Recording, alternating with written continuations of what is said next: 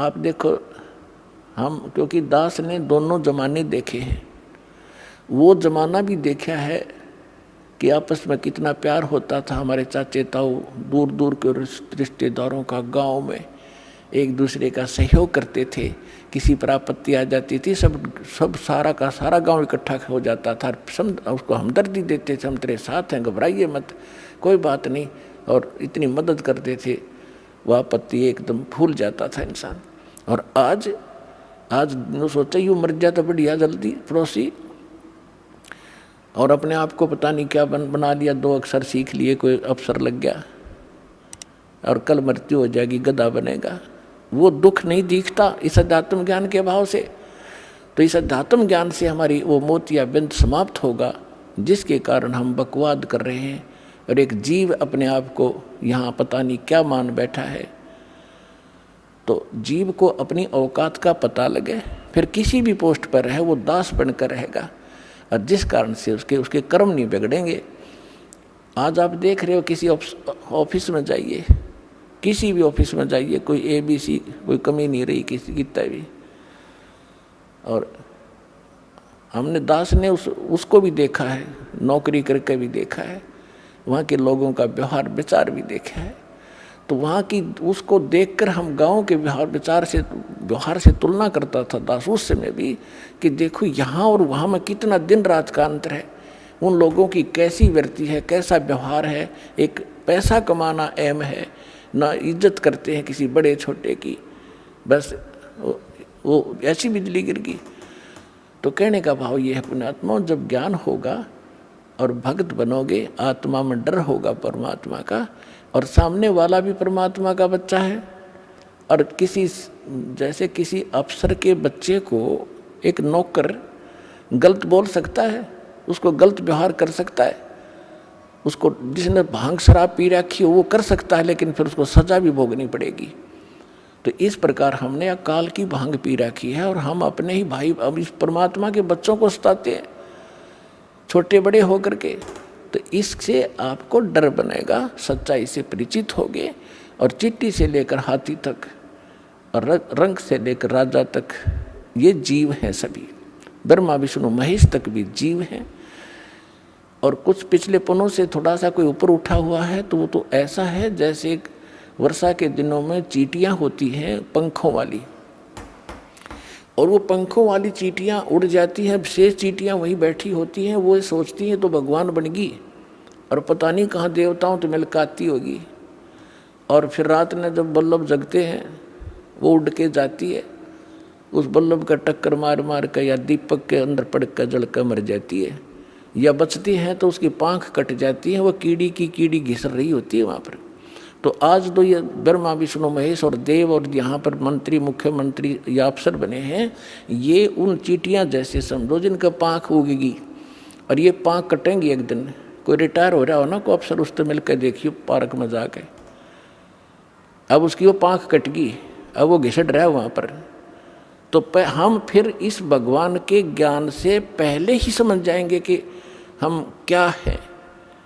बेशक हमारे पंख होंगी यानी अफसर होंगे, लेकिन हम बकवाद नहीं करेंगे। इस ज्ञान के अभाव से हम अपना कर्म फोड़ रहे हैं, कर्म बिगाड़ रहे हैं। तो ज्ञान होगा तो डर होगा, डर होगा तो बचाव होगा। तो इस ज्ञान से बात बनेगी। अब हम उसी प्रसंग पर आते हैं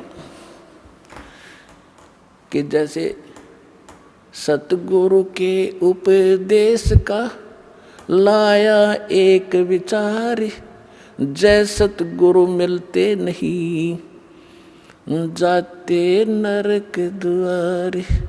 नरक द्वार में दूत सब फिर करते खेचातान, उनसे कभू ना छूटता फिर फिरता चारों खानी। ओए होए, जिस दिन आपकी अब भांग उतर जाएगी पुण्यात्माओं, यानी इस काल के झूठे सुख और यहाँ के जो झूठी पोस्ट का नशा उतर जाएगा आपका, फिर आपकी आंखों से आंसू बहने लगेंगे। आप सोचा करोगे हम देख के क्या बने फिरे थे, हम थे क्या, हम सोच क्या बैठे अपने आप को। और ये ज्ञान ना मिलता, सतगुरु ना मिलते, तो क्या बनता आपके हमारे साथ? परमात्मा अपने ऊपर उदाहरण देकर कह रहे हैं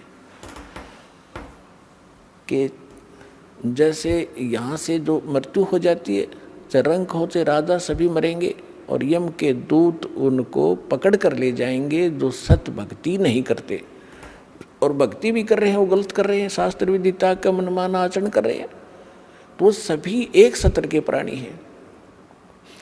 जो ना कर रहे और गलत कर रहे हैं उनको यमदूत पकड़ कर ले जाते हैं। फिर वहाँ धर्मराज के दरबार में आपका अकाउंट करवा के फिर वो उठा कर लठ ऐसे हाँकते हैं लाखों की संख्या में, जैसे डांगर पशुओं का लठ मार मार के और फाटक में रोक्या करें अंदर, और वो वापस भाजे क्योंकि आगे हाहाकार में त्रि नरक में। और उन सबको कहा कि चलो, लाखों की संख्या में चारों तरफ यम के दूत लठ लिए खड़े, सीधे बाले ठोके।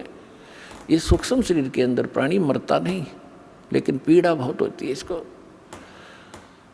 तो वहाँ वो यम के दूत लठ मार मार के उनको उस नरक की तरफ, उस गेट में आगे सरका, वो पीछे भागे। कहते वो खेचा ताड़े पाछे तो बाले लाकर फिर जबरदस्ती ठोक दिए जाते हैं नरक में। और उसके बाद फिर नरक भोग कर कहाँ जाते? 84 लाख योनियों के इन जीवों के दुखों को भोगते हम। पुण्यात्माओं, आज आपको जरा सा महसूस हो रहा है क्योंकि समय पर टूक मिल रहे हैं। कोठी बंगले बना के आप निश्चिंत हुए बैठे हो। अब इस एंटीबायोटिक, इस ज्ञान से, इन कैप्सूल से आपका नशा उतारा जाएगा। पहले तय जब नशा उतर जाएगा जब तो आप आगे चलोगे, नहीं तो यहीं बैठे बैठे टूल ले जाओगे। तो पहले आपका नशा उतारा जाएगा सत्संग के माध्यम से। और सतगुरु बिना सत्संग हो नहीं सकता, चाहे कितनी बात बनाओ। वो साची कह नहीं सकता, उसके पास सत होती नहीं, उसकी बात में दम नहीं होता।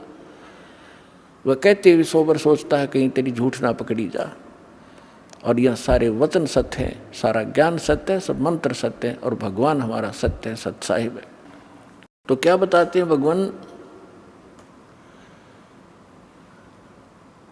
कि नरक द्वार पे, नरक के गेट पे दूत सब वो करते खेचा ताड़, और उन ते कभू ना छूटता, फिर फिरता चारू खान।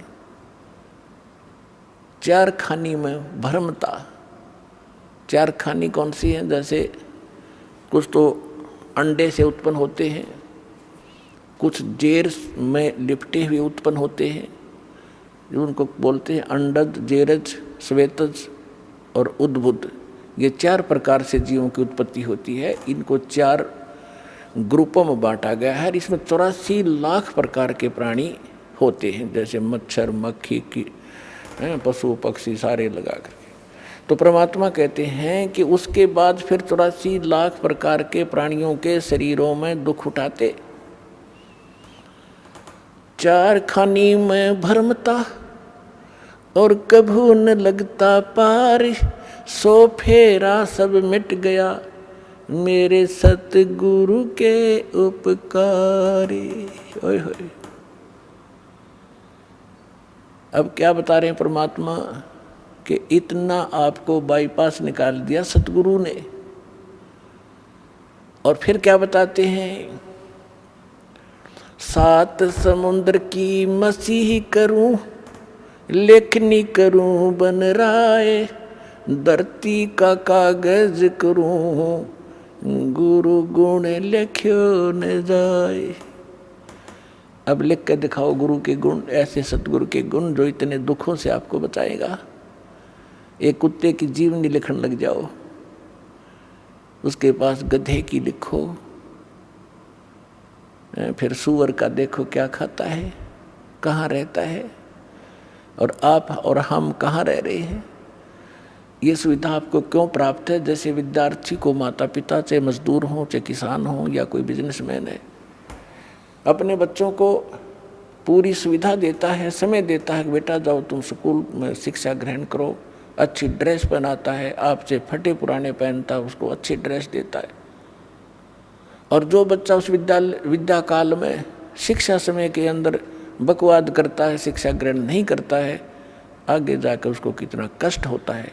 यही स्थिति थी आज आपकी है।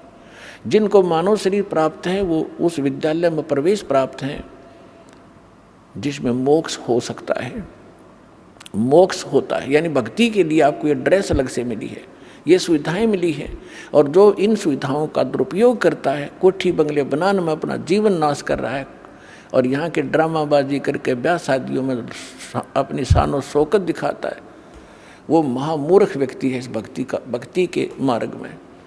समाज से कुछ भी करो लेकिन भगत के लिए ये बिल्कुल अलाउड नहीं है। अध्यापक विद्यार्थी के लिए, विद्यार्थी सिनेमा देखे, शराब पीवे और ताश खेल सारा दिन बकवाद करे, अपना उद्देश्य नहीं कर रहा है, तो विद्यार्थी बेशक है लेकिन वो उद्देश्य से भटका हुआ। तो ऐसे वो दशा उस व्यक्ति की है जो मनुष्य शरीर प्राप्त करके सत्साधना नहीं करते।